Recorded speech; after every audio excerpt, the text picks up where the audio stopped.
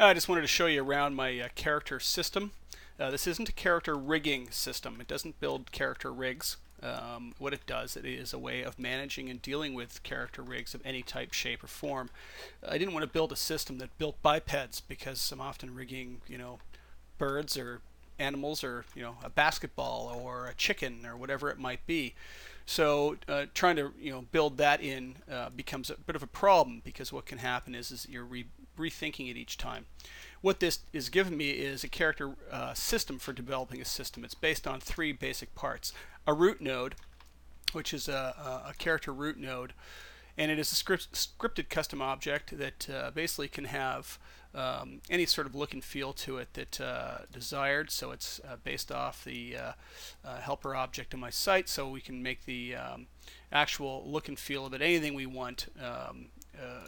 Make it a character root, a circle, and it has multiple properties to it that we can adjust. You can adjust the position or the rotation of it, and this is offsetting all the geometry.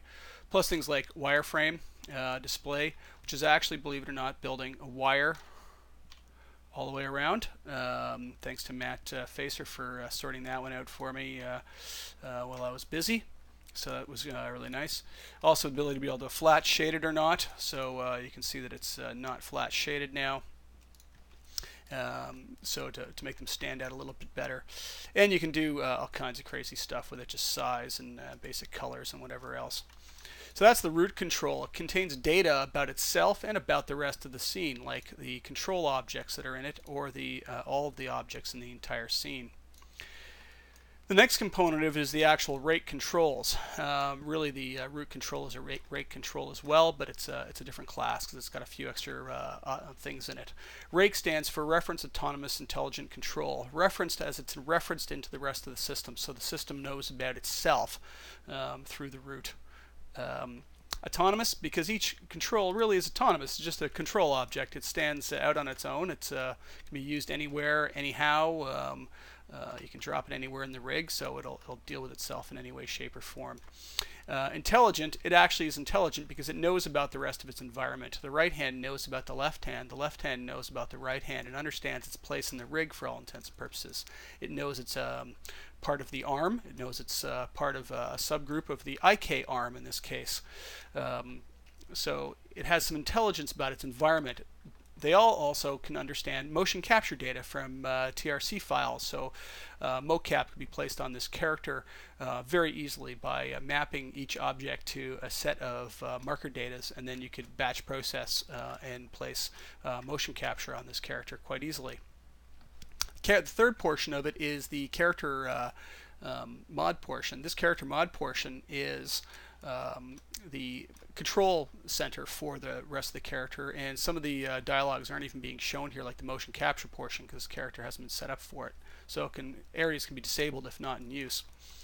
It has a selections dialog to start off with, and it has this set of tabs across that allow you to be able to select the character however you like. So all the controls in the character, I'm just going to pin the stack so it doesn't flash all the time here. Once there's going to be a floater built for it that's going to be able to pick and choose your character out of the scene and show everything too. So you can go through and pick what you like, or we can collapse this down so we don't have to look at it. It's also a way to look at it by class. So in this case, this is a class body or a class of head, class of right arm. And the class of right arm is actually looking at right now the IK and FK portion of the rig. And again, we can open that up and see all the different parts that are available to that those classes. Groups section, same sort of thing, except now we're breaking it down to groups. So we've got the right FK arm. I still have to get these in the right order.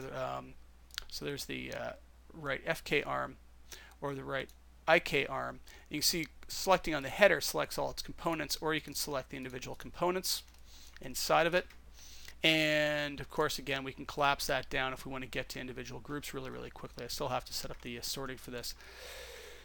Now there's a set of tools you can use: key all, key selected, so you can key and reset all or the selected items, mirroring and whatnot, so we can actually mirror items over.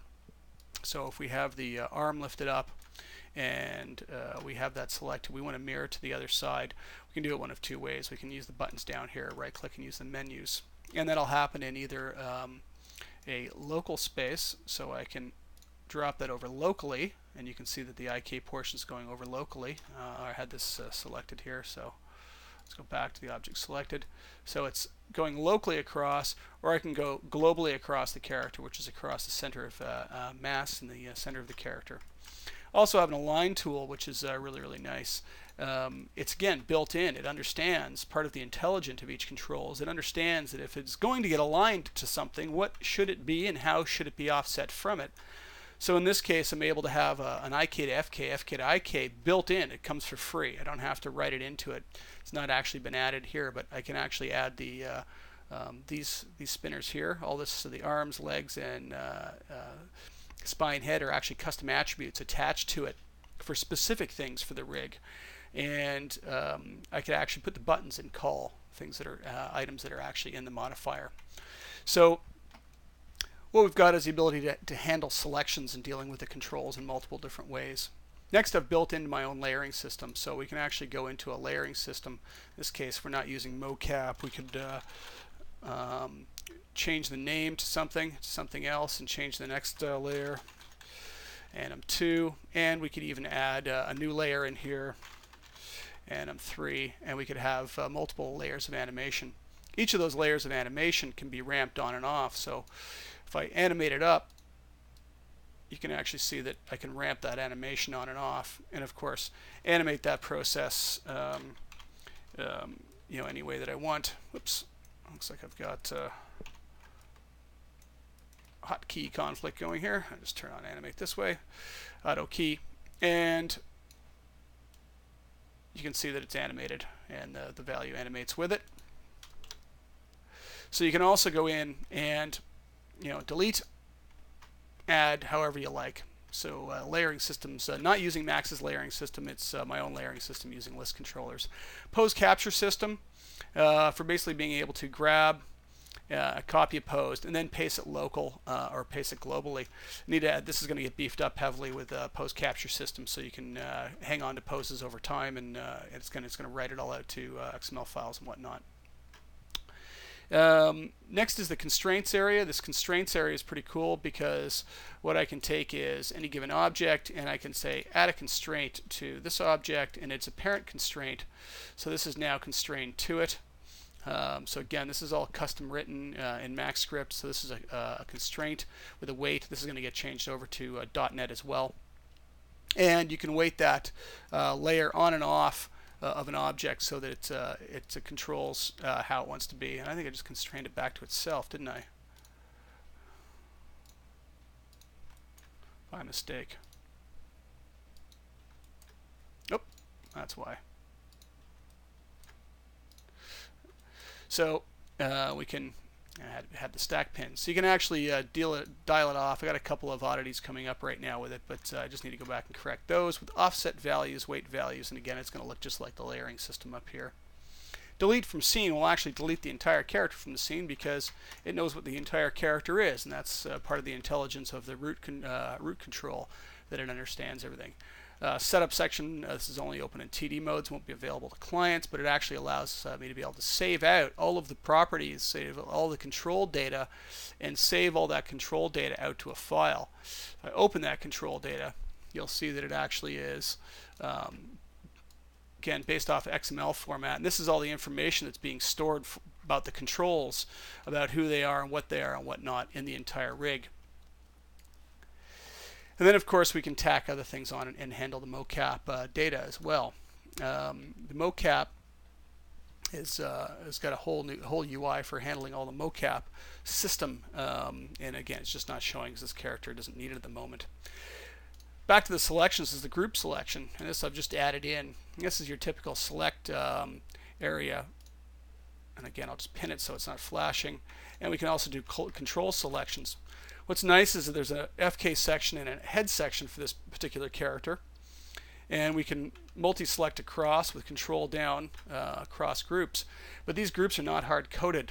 The map tab only shows up if there is a mapping available, and that mapping file again is based off of an XML file, and it describes all of the maps that are going to be used and how the mapping is going to take place. So this is just an image in a .NET control, and it's based off areas of where you click on the control, and I used just ImageReady in Photoshop CS2 just to set up the areas. And so it's using a standard HTML map area tags to determine where it is I'm clicking in the image. So it's very easy to set up, very quick to draw out and set up however you like. And the tabs are dynamic as well. These tabs show up once it reads the XML file. It knows how many tabs and what the tab names are supposed to be, and then what the background is supposed to be for each of those. So again, it just makes for a very, very simple system that can be applied to anything. Again, I can apply this to a basketball, or I can apply it to a chicken, or it can be a biped or a cat. It doesn't really matter what it is. So that's just where I'm going with character rigs, and next is going to be a new facial UI system that's going to be based off some of the same technology with drag and drop joystick controls. So that's going to be coming next. Hope you like it.